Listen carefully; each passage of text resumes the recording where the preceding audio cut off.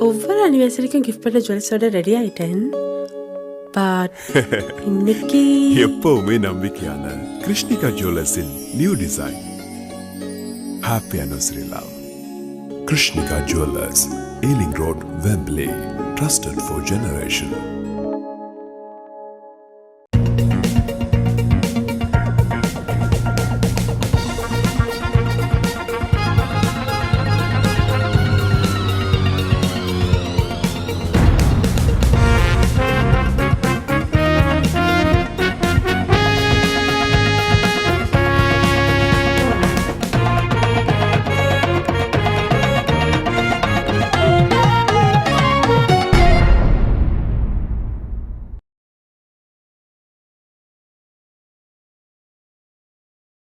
அனைத்துலக உயிரோடை தமிழ் ILC தமிழ் உயிரோடை தமிழில் அன்பர்களே, உலக நகர்வல் நிகழ்ச்சியில் இணைந்திருக்கிறீர்கள். நிகழ்ச்சியில் எங்களோடு பிரித்தானியாவிலிருந்து போரியல் ஆய்வாளர் அரசு அவர்கள் இணைகின்றார். வணக்கம் அரசு அவர்களே.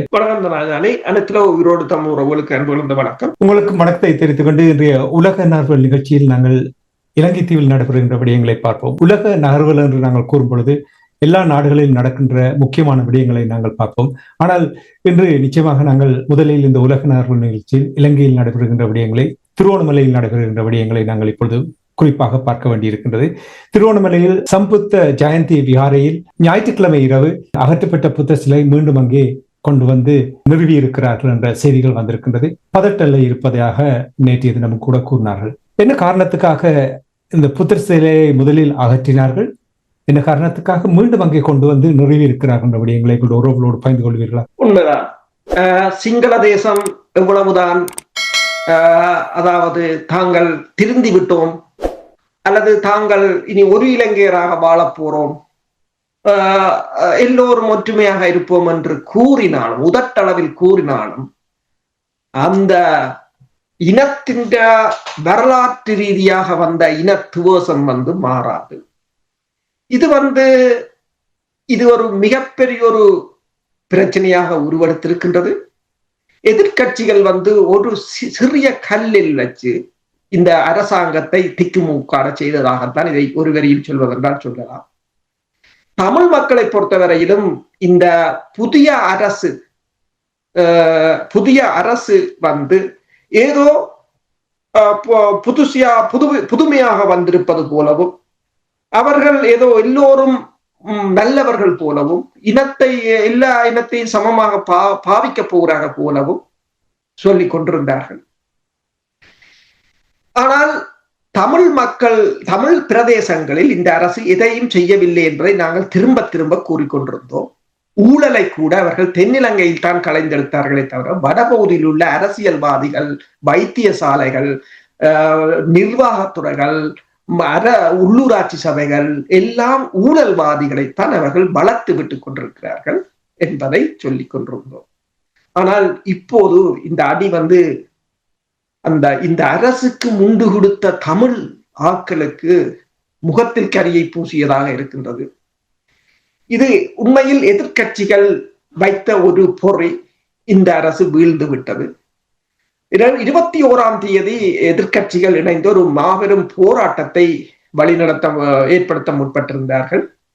ஆனால் இந்த அரசு அதாவது அந்த போராட்டத்துக்கு சஜித் பிரேமதாசாவும் ஆதரவு கொடுக்கவில்லை என்ற நிலையில் அது ஒரு பிசுபிசுத்து போகலாம். டில்வின் டி சில்வா கூறியிருந்தார், நீங்கள் 5000 பேரை கூட்டியிருந்தால் அரசுக்கு எதிராக, நான் அரசுக்கு ஆதரவாக 50,000 பேரை கூட்டியிருவேன் என்று. அப்ப முடிஞ்சிருக்கார். ஆனால் இப்போது ஒரு புத்தர் சிலை எல்லாத்தையும் தகர்த்தறிந்து விட்டு, இது என்ன நடந்ததுன்னா, நேற்று நீங்கள் கூறியது போல அந்த பகுதிக்கு புத்தர் சிலையை இரவு கொண்டு நிறுவி இருக்கிறார்கள். ஆனால் உடனடியாகவே அங்கு ஒரு இனங்களுக்கு இடையிலான ஒரு பதற்றம் அதிகரித்திருந்தது. தமிழர்களுக்கும் சிங்களவர்களுக்கும் முஸ்லிம்களுக்கும். உடனடியாகவே இந்த அரசு என்ன செய்திருக்கிறது, அதை அகற்றி இருக்கிறார்கள். ஆனால் அகற்றியது அது எதிர்கட்சிகளுக்கு சாதம். உடனடியாகவே எதிர்கட்சிகள் கூறினார்கள், நீங்கள் தமிழர்களின் வாக்குக்காக சிங்கள இனத்தை சிறுமைப்படுத்துகிறீர்கள். ரணில் விக்ரமசிங்கா கூட 1000 விகாரைகளை அமைப்பேன் என்றுதான் வந்தார். அங்கு சிங்கள பௌத்த பேரினவாதம் என்றுதான் தமிழ் விடுதலை புலிகள் தலைவர் கூட அதை அழைப்பது உண்டு.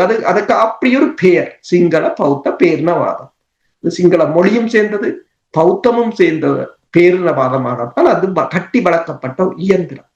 இதுல இருந்து உடனடியாகவே என்ன நடக்கிறது என்று சொன்னால், மீண்டும் நேற்று மாலை வந்த செய்திகளில், அதாவது பௌத்த துறவிகள் மற்றது கடும்போக்காளர்கள் ஒரு புத்தர் சிலையை அங்கு நிறுவியதாகவும், இந்த அரசு உடனடியாகவே அதை அகற்றி மத நல்லிணக்கத்தையும் இன நல்லிணக்கத்தையும் பேணி விட்டதென்றும் ஒரு கூட்டம் கூவிக்கொண்டிருந்தது.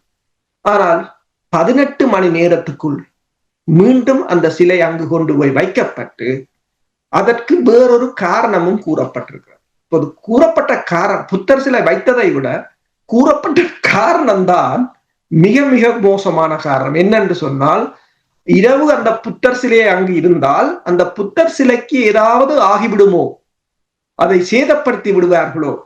அதாவது ஒரு கல்லாலான சிலையை சேதப்படுத்துவது அனுமதிக்க முடியாது, ஆனால் மனிதர்களை கொல்லலாம், மற்ற இனங்களை கொல்லலாம், மற்ற இனத்தவரை தாக்கலாம், மற்ற இனத்தவரின் காணியை அபகரிக்கலாம். ஆனாலும் ஒரு கல்லாலோ மண்ணாலான சிலைக்கு எதுவும் வந்துவிடக்கூடாது என்ற இந்த அரசின் விவாதம் ஒட்டு மொத்தமான இந்த அரசின் ஒரு வருடத்தின் பூச்சாண்டிகளையும் அடிச்சு மூடிவிட்டது. பாருங்க, இதைத்தான் அமெரிக்கன் நெடுகள் கூடி சொல்லி கொண்டு வந்த, இலங்கைக்கு போகாதெங்கோ சுற்றுலா பயணிகள், அங்கு போராட்டங்கள் கலவரமாக மாறும், அங்கு ஒரு உறுதியற்ற தன்மை இருக்கிறது என்றெல்லாம் சொன்னார்கள். இல்லை இல்லை, இந்த அரசு உறுதியாக இருக்கின்றது, இந்த அரசு அதை செய்ய போகிறது, இதை செய்ய போகிறது, பொருளாதாரம் வளருது என்று சொன்னார்கள். ஆனால் ஒரு புத்தர் சிலையால எல்லாத்தையும் தரமட்டமாக்கலாம் என்றது அவங்களுக்கு தெரியும். என்று சொன்னால், நீங்கள் அப்படி வளர்க்கப்பட்டு விட்டீர்கள். அதுதான் அந்த பிரச்சனை. இது ஆண்டாண்டு காலமாக அந்த மக்களை அப்படி வளர்த்து விட்டீர்கள். அதுதான் அந்த இப்ப உள்ள பிரச்சனை. இப்ப வளர்த்த கிடா மாறின பாயிற மாதிரி எந்த இனவாதத்தை நீங்கள் வளர்த்தீர்களோ தமிழர்களுக்கு எதிராக, அந்த இனவாதத்தை இப்போது உங்களுக்கு எதிராக, அதாவது எதிர்கட்சி ஆளுங்கட்சிக்கு எதிராகவும் ஆளுங்கட்சி எதிர்கட்சிக்கு எதிராகவும் பயன்படுத்துகிறார். இப்ப என்னோட கதைக்கு கோர்த்த சொன்னார், அது என்னென்று சொன்னால், இப்ப இது தொடர்பாக நடவடிக்கை எடுத்தால் எதிர்கட்சிகள் எங்களோட அருணகுமார திசாநாயக்க எங்களோட நிற்கிறதாக இதன் சொல்வதால் அதற்கான பலம் குறையும், அவர் செய்ய வேண்டியதை செய்ய முடியாது.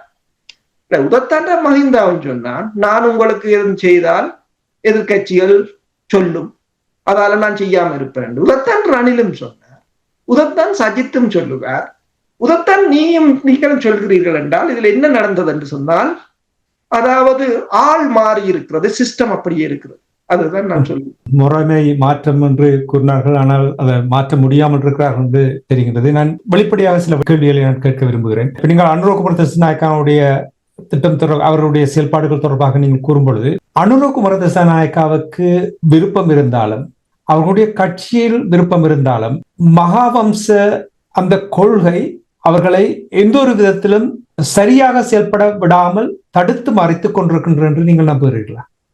உண்மைதான், மகாவம்சம் தடுத்து நிறுத்துகிறது. மகாவம்சத்தை கட்டி வளர்த்தவர்கள் நீங்கள். அதுதான், இதையும் நாங்கள் வளர்க்கும் போது கவனமாக இருக்க வேண்டும். என்றால் ஒரு அளவுக்கு, இப்ப உணவும் கூட அப்படித்தான்.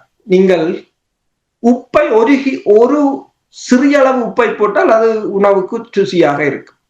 1 கிலோ உப்பை அரைச்சி சாப்பிட்டீங்கன்னா மரணம் என்று சொன்னால் அது இனிமையாகவும் இருக்கும், நஞ்சாகவும் இருக்கும். இப்ப பௌத்த மதம் நீங்கள் கும்பிடுறதுக்கும் உங்கள் மன அமைதிக்காகவும் கொண்டு வரப்பட்டது.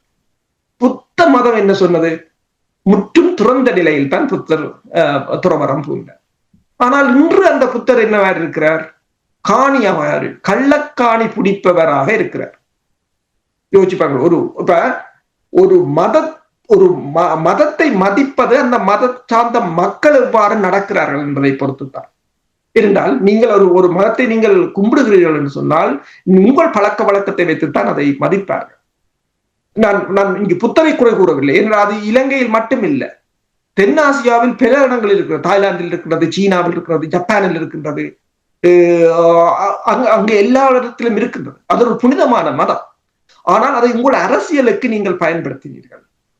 இன்று அதாவது அனுரகுமார திசாநாயக்காவை விட இந்த திருகோணமலையில் வைக்கப்பட்ட அந்த கற்சிலை அதிகாரம் மிக்கதாகவும் அதிகாரம் பவர் கூடினதாக இருக்கிறது. இப்ப பவர் எங்க இருக்கிறது? அனுரகுமார திசாநாயக்காவிடம் இருக்கிறதா அல்லது திருகோணமலையில் கொண்டு வந்து வைக்கப்பட்ட அந்த கற்சிலையில் இருக்கிறதா பவர்? இதை யார் உருவாக்கினது?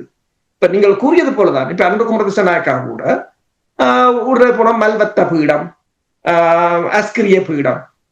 அப்ப இதைத்தான் நான் தமிழ் ஆக்களிடம் கூட நான் கூறினேன். பல சிவில் சொசைட்டிகளுக்கு நான் போயிருக்கிறேன், சிவில் சொசைட்டி கூட்டங்களுக்கு, அந்த வரைவுகள் எழுதுகிற கூட்டங்களில் கூட நான் கலந்து கொண்டிருக்கிறேன். நான் கூறியது ஒன்றுதான். அங்கும் சொல்வார்கள், ஆரண்டு சொன்னால் ஆயர், அந்த ஆயர் இந்த ஆயர். நான் சொன்னேன், நீங்கள் பௌத்த துறவிகள் அரசியலில் ஈடுபடுகிறார்கள் என்று ஒரு விமர்சனத்தை வைக்கிறீர்கள். அதே நீங்கள் ஆயரை கூட்டிக் கொண்டு வாரன், ஐயரை கூட்டிக் கொண்டு வாரன் என்றால் ஓகே, சிவில் சொசைட்டி எல்லாருக்கும் பொதுவான. அங்கு மதகுருவும் இருக்கலாம், ஐயரும் இருக்கலாம், தொழில் அதிபரும் இருக்கலாம், தொழிலாளர்களும் இருக்கலாம், விரிவுரையாளர் எல்லாரும் இருக்கலாம், சிவில் சொசைட்டி. ஆனால் முக்கியத்துவம் நீங்கள் கொடுக்கும் போது ஈக்குவலாக கொடுங்கள் என்றால் இதுதான் நாளைக்கு எங்களுக்கும் பிரச்சனை இருக்கு. ஏன்னா நாங்கள் அவனை விமர்சனம் செய்கிறோம், பௌத்த துறவிகள் அரசியலில் இறங்குகிறார்கள் என்றால் நாங்களும் அதையே கொண்டு வந்தால் நாங்கள் அடுத்த நாள் விமர்சிக்க முடியாது. சரி, இது கட்டுமானது. இதுல பெருசா இப்ப தமிழற்ற அரசியல்ல அது பெருசாக இன்வால்வ் ஆவது இல்லை. ஆனால் பிரச்சனை என்னவென்று சொன்னால், சிங்களவற்ற இதுல மகாநாயக்க பீடம், அஸ்கிரிய பீடம் என்று சொல்லி அது அவர்களை வளர்த்து விட்டதன் பயனாகத்தான் இது நடைபெறுகின்றது. இப்ப என்ன பிரச்சனை என்று சொன்னால், இப்ப சுமந்திரனை பாருங்கள். சுமந்திரன் என்ன கூறியிருக்கின்றார்? இது தொடர்பாக எல்லா தமிழ் நாடாளுமன்ற உறுப்பினர்களும், அதாவது ஜேவிபியினரும் கேமச்சந்திரா உட்பட எல்லோரும் பதவி விலக வேண்டும் என்று கூறியிருக்கிறார். சுமந்திரன் எல்லாவற்றுக்கும் வழக்கு போடுறவர். இப்ப நீங்கள் பாத்தீங்கன்னு சொன்னால், குருந்தூர் மலைக்கு வழக்கு போட்டது அப்படி எல்லா வழக்கிலும் அவர்தான் கூட.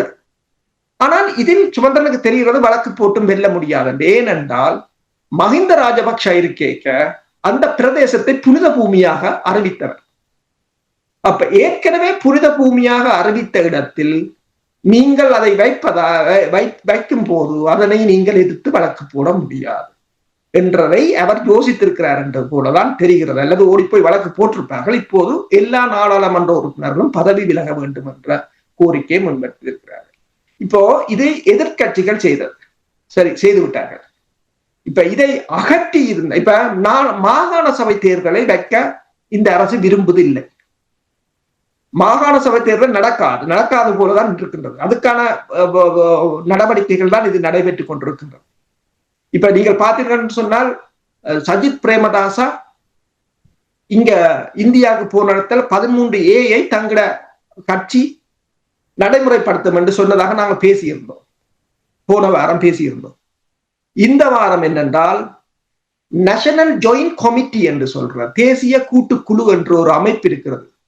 அந்த அமைப்புக்கு யார் தலைவர் என்று சொன்னால், 57வது படையணி இந்த தளபதி லெப்டினன்ட் ஜெனரல் ஜஹத் டயஸ், அவர் தான் அந்த அமைப்புக்கு தளபதி. அவர் ஓய்வு பெற்று விட்டார். இப்போ அவர்கள் கூறுகிறார்கள் என்னென்றால், சஜித் துரோகி என்று சொல்லி, அதாவது மாகாண சபைக்கு காணி அதிகாரம், காவல்துறை அதிகாரம் கொடுப்பது அது தங்கட இலங்கையின் சரத்து அதிகாரம் 2 பாதிக்கும் என்று சொல்லியும், அதனால் நாடு பிரிவடையும் நிலைமை வரும் என்று சொல்லியும், அதை சஜித் செய்வது தேச துரோகம் என்று சொல்லியும் இப்போது கூறியிருக்கிறார்கள். அப்ப சஜித்துக்கே இந்த நிலைமை என்றால் மாகாண சபையை அனுரா நடத்தினால் என்ன நடக்கும்? அடுத்ததுக்கு புத்தர் சிலையும் வந்து விட்டது. சரி, இப்போது யாழ்ப்பாணத்தில் இருக்கிற அனுராவின் நாடாளுமன்ற உறுப்பினர்கள், தமிழ் நாடாளுமன்ற உறுப்பினர்கள் நிலைமை என்ன? இப்ப ஒரு மாகாண சபை தேர்தலை வைத்தால் எப்படி நிலைமை இருக்கும்? ஒரு வடக்கு கிழக்கில் இவர்கள் மண் கவுவார்கள்.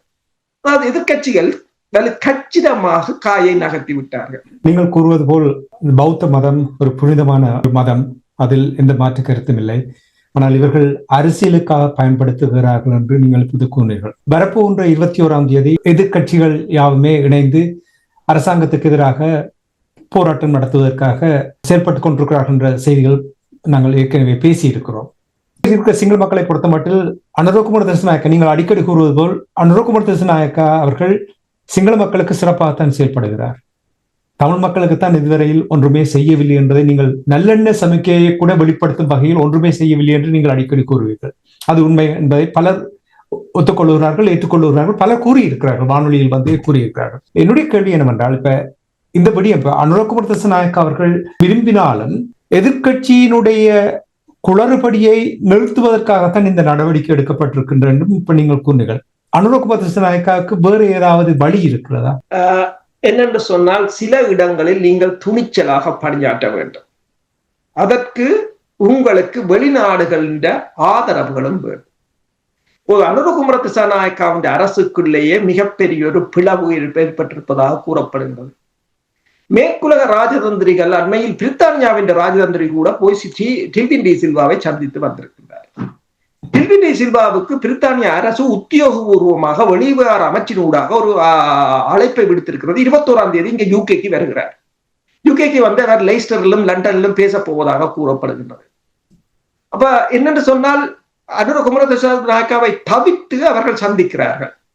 இப்போது இராணுவ தளபதிகள் கூட அரசியலில் இறங்கி இருக்கிறார்கள். ஜகத் தயசாக இருக்கலாம், சரத் பொன்சேகாவாக இருக்கலாம், நாளைக்கு சவீந்திர டி சில்வா வந்தாலும் ஆச்சரியப்படுவதற்கு இல்லை. தென்னிலங்கை மிகவும் ஒரு பலவீனமான அரசியல் நிலையை நோக்கி நகர்ந்து கொண்டிருக்கின்றது. நீங்கள் கூறியது போல அனுரகுமார திசாநாயக்காவுக்கு வேறு வழி இருக்காண்டா? இல்லை. ஏனென்று சொன்னால், இதைத்தான் மஹிந்த ராஜபக்ஷவும் சொன்னார். மஹிந்த ராஜபக்ஷ என்ன சொன்னார்? தமிழர்களுக்கு ஏதாவது கொடுக்க போனால் தனக்கு தென்னிலங்கையில் தனக்கு பிரச்சனை வரும். எனவேதான் அதை நாங்கள் மெல்ல மெல்லமாக செய்ய வேண்டும். சந்திரிகா என்ன சொன்னார்? சந்திரிகா வரும்போது என்ன சொன்னார்? தீர்வு பொதியை கொண்டு வரேன், அதை கொண்டு வரேன், நான் பிரான்ஸ்ல என்ன செய்தேன், முற்போக்குவாதி என்றெல்லாம் சொன்னார். ஆனால் என்ன இங்கே ஒரு வித்தியாசமான ஒரு நிலைமை இருக்கிறதை நீங்கள் அவதானிக்கிறீர்களா?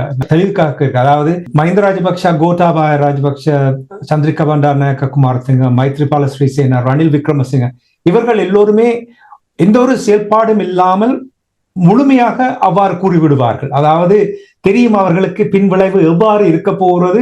மற்றது அவர்களுக்கு மகிழ்ச்சி தானே, தமிழர்களை அடக்கி வைத்திருக்க என்பது மகிழ்ச்சி. ஆனால் அனுரகுமார திசாநாயக்கா விரும்பினாலும் இங்கே அவர் பின்னோக்கி தள்ளப்படுகின்ற ஒரு நிலைமைதான் இங்கே இருக்கிறதா? அவர் விரும்பி செய்கிறாரா அல்ல விரும்பாமல் செய்கிறாரா? இதை இரண்டால் விரும்பி செய்கிறார், விரும்பாமல் செய்கிறார் என்றால், உங்களிடம் அரச அதிபர் என்ற பதவி இருக்கின்றது.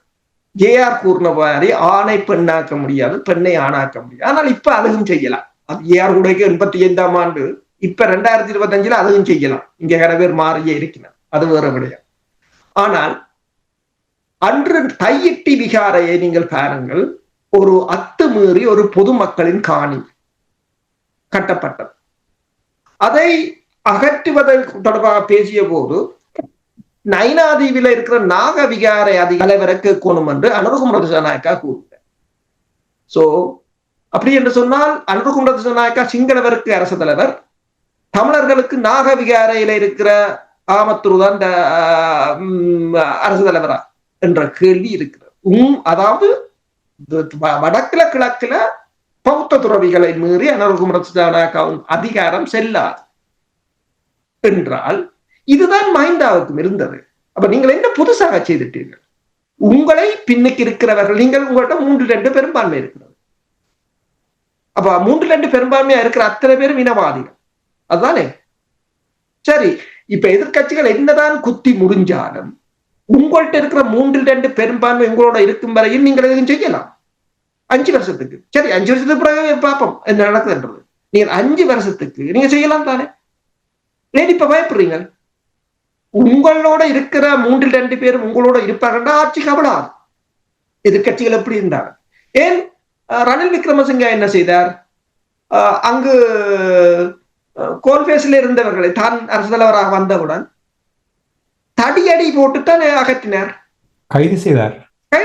நீங்கள் இதுல போய் ஒரு தடியடி நடத்துங்க பாப்போம். என்னுடைய கேள்வி, என்னொரு கேள்வி, நாங்கள் இந்த நிகழ்ச்சியை இப்பொழுது நிறைவுக்கு கொண்டு வர வேண்டும். என்னுடைய கேள்வி என்னவென்று சொன்னால், இந்த ஒரு விடயம் உங்களுக்கு தெரியும், இப்ப நீங்க கூறினீர்கள் மாகாண சபை அதிகாரம் தமிழர்களிடம் இருந்திருந்தால் இந்த காணி அதிகாரம் இருந்திருக்கும். காணி அதிகாரம் இருக்கும் பொழுது இதை தடுத்து நிறுத்தலாம். ஆனால் எங்களுடைய அரசியல்வாதிகள் புரிந்து இது தொடர்பாக சிந்திப்பதாக தெரியவில்லை. அந்த காலத்திலிருந்து இந்த காலம் வரை அந்த மாற்றம் வருமோ இல்லையோ எனக்கு தெரியாது. ஆனால் இப்பொழுது இந்த திருவண்ணாமலையில் நடந்த சம்பவம் ஒன்றே எடுத்து காட்டுகிறதா தமிழர் தரப்பு கடந்த 75 ஆண்டுகளாக தங்களுடைய இனம் விடுதலை பெற வேண்டும், தொடர்ச்சியாக இந்த ஆக்கிரமிப்புகள் வாழ முடியாது, சுய ஆட்சியில் வாழ வேண்டும் என்பதை இந்த ஒரு சின்ன ஒரு விடயமே அனுரகுமார் திசாநாயக்கா ஓரளவுக்கு இனம் தமிழ் மக்களோடு ஒரு இனம், ஒரு மக்கள், ஒரு தேசம் என்று வாழ வேண்டும் என்று விரும்பினாலும் விடவே மாட்டாதென்று அவருக்கு ஒரு பாடம் கற்றுக் கொடுத்திருக்கிறதா?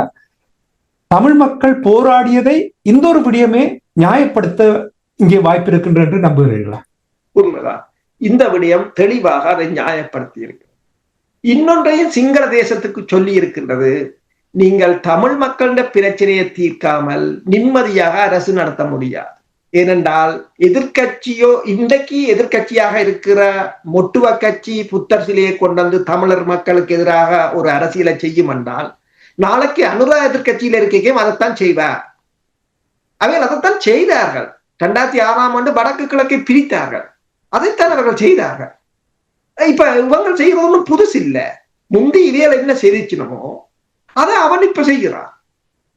அப்ப உங்களுக்கு தெரிஞ்சிருக்கும் நீங்கள் செய்யறத அவன் இப்ப செய்வான் என்றது தெரிஞ்சிருக்கும். அப்ப இதுல என்னத்தை வச்சு இதுல விளையாடுறாங்க 2 பேரும்? தமிழ் மக்களிட பிரச்சனை. அப்ப நீங்க அதை தீர்த்து விட்டீங்கன்னா உங்களுக்கு இந்த பிரச்சனை வராது எதிர்காலத்துல. இப்ப நீங்க சொன்ன மாதிரி காணி அதிகாரம் காவல்துறை அதிகாரத்தை கொடுத்துட்டால், இப்ப நாங்கள் அதை கதைச்ச ஸ்காட்லாந்து தீர்மானம் தொடர்பாக கைக்கு போய் அங்க நோட் கூட ஒரு நீங்கள் 1 பவுண்ட் வந்து இங்க நீங்கள் கொயினா தானே பார்த்திருப்பீர்கள். ஆனா அங்க நோட் 1 பவுண்ட் இதுல பாத்தீங்கள் என்று சொன்னால் இது வந்து நோட். அப்ப அவங்க காசு அடிக்கிறது கூட அவங்கள்ட்ட அதிகாரம் இருக்கிறது. காணி அதிகாரம் உங்கள்கிட்ட இருக்கிறது. நிதியை இப்ப பெறுகிறார்கள். ஆனா அப்படி ஒரு காணி அதிகாரம் தமிழருக்கு இருந்த இந்த பிரச்சனை வந்திருக்காது. ஏன்னா அது மாகாண அரசு கையாண்டு இருக்கும். நீங்க அனுரகுமார் திசாநாயக்கரை கையாள வேண்டிய அவசியம் வந்திருக்காது. அப்ப இனி வர்ற அரசுகளுக்கு கொண்டு தெரிய வேண்டும், தமிழ் மக்களுக்கு தமிழ் மக்களின் பிரச்சனையை தீர்க்காமல் நீங்கள் ஒருத்தர் நிம்மதியா அரசு நடத்த முடியாது. நாங்கள் எத்தனை தடவை பேசிவிட்டோம் இல்லையா? அனுரகுமார் திசாநாயக்கா பதவி ஏற்ற உடனே நான் நேரு, குணரட்னம், மகிதரன், ஃபெட்டிமார் மாஸ்டர் போன்றவர்கள் நாங்கள் இருந்து உரையாடினோம். அதாவது அரசியல் தீர்வு என்று ஒன்று சரியான வழியில் அதை கண்டுபிடித்து சரியாக அந்த தீர்வை கொண்டு வரவில்லை என்றால் அந்த நாட்டில் சுவிட்ச பாதையில் செல்ல முடியாது என்பதை அப்பொழுதிருந்து கூறிக்கொண்டுதான் பலர் கூறுவதையும் கேட்டிருக்கேன். நேர்கள் கூட வந்து அடிக்கடி கூறுவதை நான் கேட்டிருக்கிறேன். இந்த 21ஆம் தேதி நடைபெற இருக்கின்ற இந்த போராட்டம் வருகின்ற செய்திகளை பார்க்கும் பொழுது பிசுபித்து போய்விட்டது போல் தான் தெரிகின்றது. பெரிய ஒரு போராட்டமாக மாற மாட்டாது என்று கூறுகிறார்கள். தெற்கிழங்கையில் இருக்கின்ற சிங்கள மக்கள் மகிழ்ச்சியாக இருக்கிறார்கள் என்றுதான் கூறுகிறார்கள் நீங்கள் கூறுவதை பார்க்கும்பொழுது. அப்படி என்றால் என்ன நடக்கும் என்று நீங்கள் எதிர்பார்க்கிறீர்கள்? இப்ப இந்த திருவண்ணாமலையை கொண்டு வந்திருக்கின்ற விகாரையை வைத்து ஏதாவது அசாதாரண சூழ்நிலை ஏற்படுத்த வேண்டும் என்ற நோக்கத்தோடு தான் இந்த எதிர்கட்சிகள் இப்பொழுது செயல்படுகிறார்களா? நமாலும் சுமந்திரனும் முந்த நாள் கதைத்தார்கள். உங்களுக்கு ஞாபகம் இருக்குந்தாரு? முந்த நாள் நான் நினைக்கிறேன் சனிக்கிழமை கதைச்சார்கள். திங்கக்கிழமை புத்தர் சிலை வந்து, ஞாயிற்றுக்கிழமை புத்தர் சிலை வந்து இறங்கிச்சுது. திங்கக்கிழமை ஆட்டம் க்ளோஸ் இனி அவங்களுக்கு அந்த 21ஆம் தேதி போராட்டம் தேவையில்லை.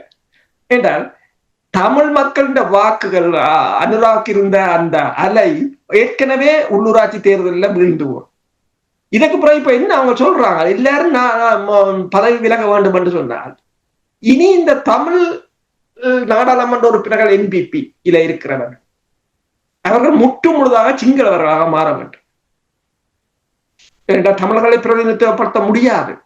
அவர்களுடைய எந்தவித அபிலாஷைகளையும் எந்த விதமான ஒரு ஊழல் தடுப்பு செய்தார்களோ அல்லது அந்த மக்களின் வாழ்க்கை தரத்தை மேம்படுத்தினார்களோ என்ன செய்திகள் வந்திருந்தோண்டு முந்தின அரசின் ஊழலை பற்றி காய்ச்சி கொண்டிருக்கிறீர்கள். அது பிரச்சனை இல்லை. அது அவங்களும் ஊழல்வாதிகள். ஓகே, அதாலதான் உங்களை கொண்டு விட்டது.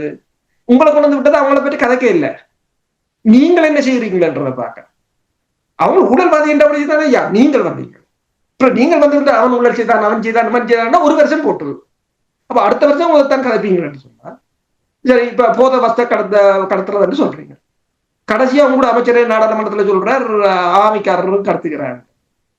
அன்றைக்கு ஒரு காணொலியில பார்த்தன், சிறையில் இருந்த ஒருவர் வந்து கூறி கொண்டிருக்கிறார், தன்னுடன் இருந்தவர் ஒருத்தர் போத பஸ்து கடத்தி அந்த சிறைக்கு வந்திருக்கிறார்.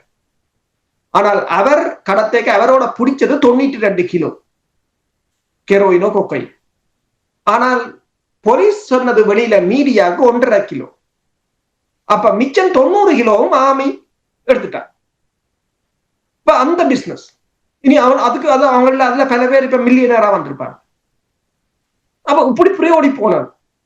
அப்ப இப்ப தமிழாக்கள் கேட்கிற கேள்வி என்னென்றால், நீங்கள் ஆமி இந்த பிசினஸ் நடத்துறன்னு சொன்னால், உங்க அமைச்சரே சொல்லிட்டார், ஆமி எங்க கூட இருக்குது? வடக்கிலும் கிழக்கிலும். அப்ப நீங்கள் இராணுவத்துக்களால வடக்கு கிழக்குல இதை சப்ளை பண்றீங்களோ? அதான் இந்த கேள்வி. இதை கையந்திரமா பண்ண பிறகு இதை நேரடியாக கேட்டார் நாடாளுமன்றத்தில் பேசப்பட்ட என்ற செய்திகளும் பார்த்திருந்தோம்.